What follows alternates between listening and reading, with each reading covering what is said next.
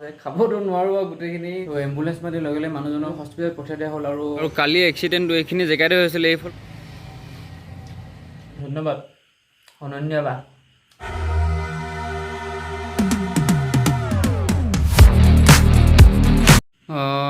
ভাত পানী বনাই হৈ গ'ল এতিয়া খাওঁ আৰু এতিয়া সময় প্ৰায় 7 মানে বাজিলে আৰু আজি চব্জিটো বনাইছোঁ মই জিকা আৰু আলুটো জোল বনাইছোঁ আৰু এইটো অমলেট লৈছোঁ তো খাওঁ খানাটো এতিয়া দিনটো আজি বহুত ভাগৰ লাগিছে তো খানাটো খাই লওঁ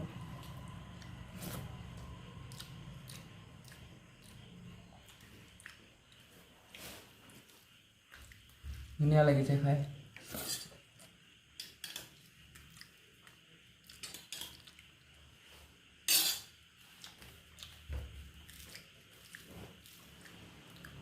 লগত ক'ব পাৰিছিলোঁ লগত অলপ শুকতি অলপ দি দিছিলোঁ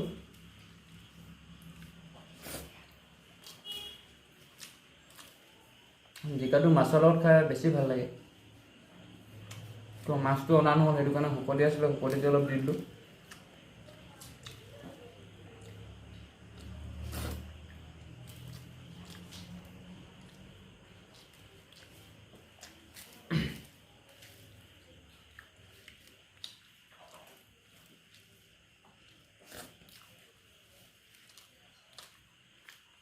ভাত খাই আছিলোঁ ৰুমৰ তলতে এক্সিডেণ্ট হ'ল নে কিয়ে নে তো এনেকৈ হাতে ওলাই আছোঁ চাউণ্ড কৰিলে চাউণ্ডটো আপোনালোকে শুনা পালে নে নাপালে নাজানো বাপৰে বহুত ডাঙৰ এক্সিডেণ্ট হৈছে ভাত খাই থাকোঁতে মই ভাত খোৱা আধা হেৰিতে উঠি মেলি গৈছোঁ ওপৰপৰা চাইছোঁ তলত বহুত ডাঙৰকৈ এটা এক্সিডেণ্ট হ'ল বুকু চকু টিপি পাই গ'ল মানে ভাতকেইটা খাবই নোৱাৰিলোঁ মই তললৈ নামি গ'লোঁ আৰু মানুহজনে যথেষ্টখিনি দুখ পাইছে এনেকুৱা মূৰ চুৰ ফালি গৈছে আৰু লগে লগে মানুহ বহুত বেছি জমা হৈ গ'ল তাতে আৰু মই ভিডিঅ' নল'লোঁ তাত কাৰণ এইবোৰ ভিডিঅ' লোৱা ভালো নহয় ইমান তো সেইটো কাৰণে নল'লোঁ আৰু এনেকৈ হ'ল এক্সিডেণ্টটো মানে মানুহজন এজন বাইকত আহি আছিল তাৰ বাইকত গৈ থাকোঁতে মানুহ এজনে আগফালে ক্ৰছ কৰি দিছিলে মানে আৰু সেই ক্ৰছ কৰি দিয়া মানুহজনক খুন্দা মাৰি দিলে দুইজন মানে দুখ পাইছে এজনতো গোটেই মূৰ চুৰ ফালি গৈছে এম্বুলেন্স মাতি লগে মানুহ দুইজনকে হস্পিটেল পঠিয়াই দিয়া হ'ল আৰু আশা কৰোঁ যাতে মানুহকেইজনে জল্দি ভাল হৈ যায় আৰু ঈশ্বৰক প্ৰাৰ্থনা কৰিছোঁ যে দুইজনে অতি সোনকালে সুস্থ হৈ উঠক তো এতিয়া ভাতকেইটা খাই উঠিছিলে আৰু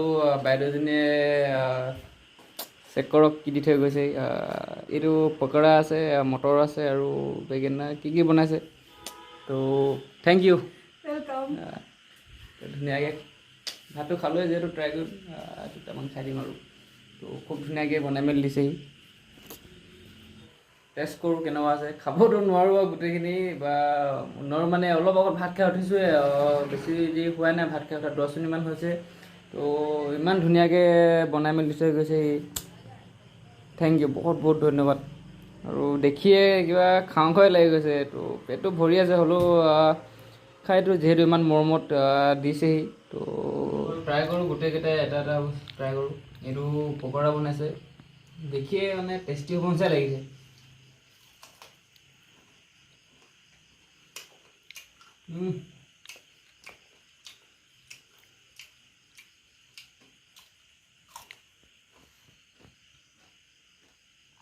ইমান ধুনীয়াকৈ বনাইছে আৰু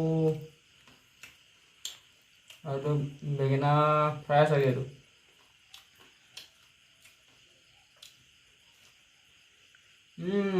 এইটো আৰু টেষ্টি আছে তো বহুত বহুত ধন্যবাদ দিয়াহিৰ বাবে এইটো মটৰ বনাইছে তো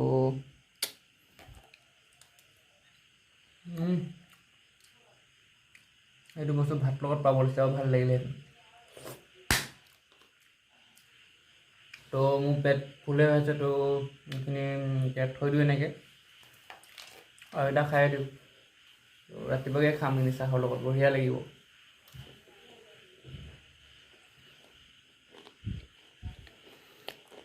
বহুত টেষ্টি হৈছে মানে ইমান টেষ্টি হৈছে মই একদম মুখে ক'বই পৰা নাই কথা গোটেই ভাত নোখোৱালে মানে ভাত খাইছোঁ যে পেট ভৰিছোঁ গোটেই খাওঁ খাওঁ লাগি আছে মানে তো ধন্যবাদ অনন্যা বা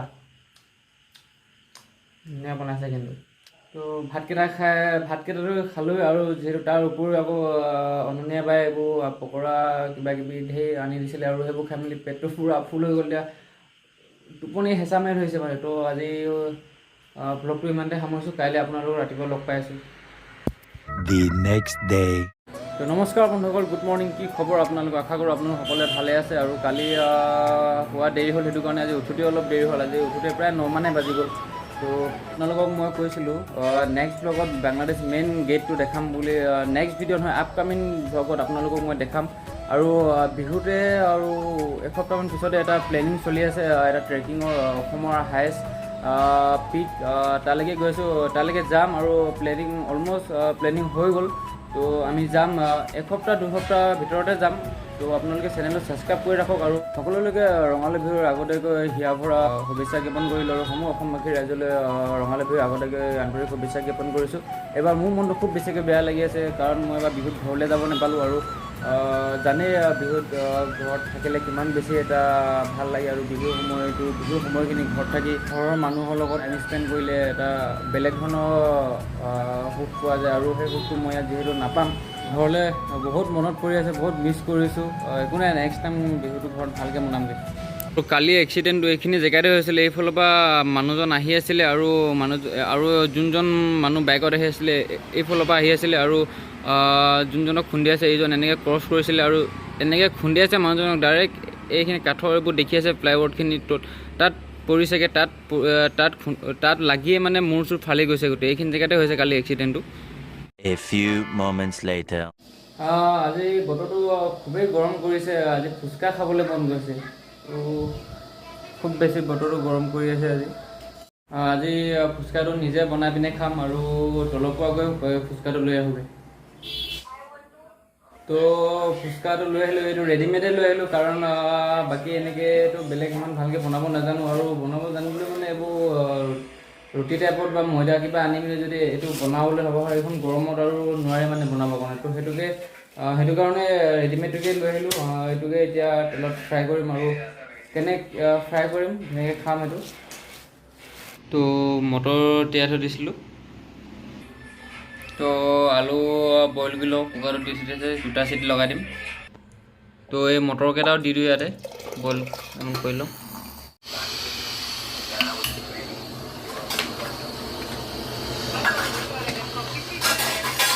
এতিয়া ফুচকাকেইটা অলপ ফ্ৰাই কৰি পিনে ফুলাই লওঁ।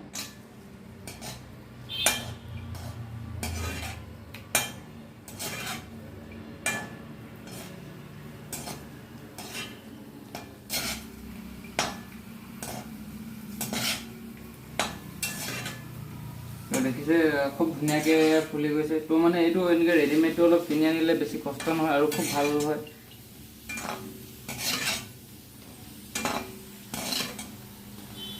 তো এইটা অলপ ৰঙা কৰি দিওঁ, তেতিয়া অলপ ভাল হ'ব।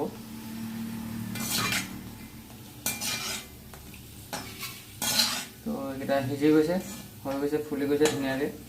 দেখিছে কিমান ধুনীয়াকৈ ফুলিছে।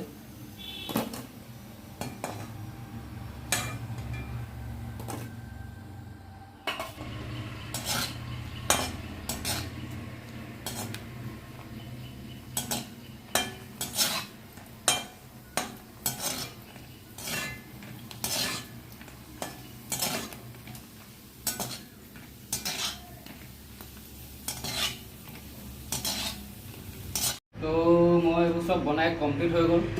এইটো পানীটো মই জলজিৰাৰ লগত দিছোঁ, দেখুৱালৈ। এইটো আলু পিটিকা আছে, তাৰপিছত এইটো পিঁয়াজ কাটি লৈছোঁ, মটৰ অলপ বইল কৰি লৈছিলোঁ। তো এইখিনি বনাই লওঁ এতিয়া, চাই থাকক আপোনালোকে।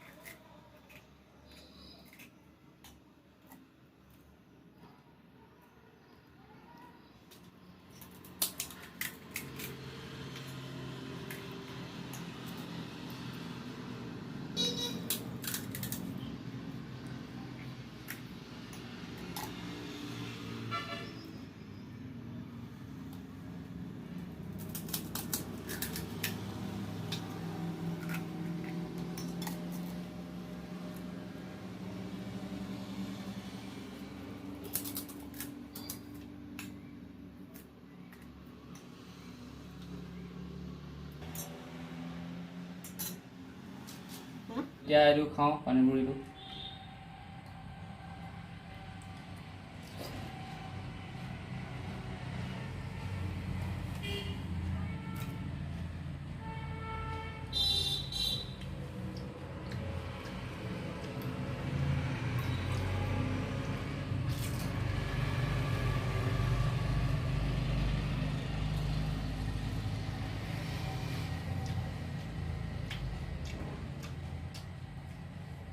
মজা হৈছে। তো আপোনালোকে কেতিয়াবা খাবলৈ মন গ'লে ঘৰত ট্ৰাই কৰিব এবাৰ।